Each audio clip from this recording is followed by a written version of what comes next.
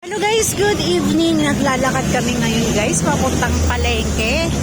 Ayan guys, nandito na pala kami sa palengke. Ang sadya talaga namin dito, makabili kami ng murang prutas. Ayan guys, ang dami kasi paggabi na kasi guys, bagsakan presyo na dito sa palengke. Kasi kinabukasan guys, hindi na nila talaga pwedeng ibenta yung mga ngayon kasi mabubulok na kasi kaagad to. Kaya ito yung binebenta nila ng mura guys. Kaya tara na, dito na tayo sa palengke ng Litex. Mamimili tayo ng prutas. Pero guys, nakakatawa lang kasi alam nyo, ang nabili lang talaga naming prutas is ubas at saka orange. Kasi bakit ba naman 200 lang nung dala naming pera? Masyado kasi kaming nagmamadali guys, kasi gabi na. Ayan guys, ang gaganda talaga ng seedless guys. O lalo-lalo na yung green. Guys, nakabili na kami. Kaya ayan guys, na prutas na gusto namin. Murang-mura yung mga seedless guys.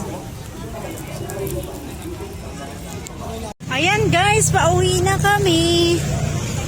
Inabot na kami ng alas 8, so alas 9 na ng gabi. Ayan guys! Dito na kami sa bahay. Ito na yung nabili namin guys, oh. Ayan. Ito na yung mga nabili namin. Meron kaming orange.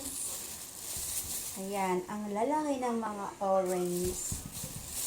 Ayan guys. Maganda kasi mamili ng gabi kasi mura lang. Ayan guys. Thank you for watching guys. Bye-bye.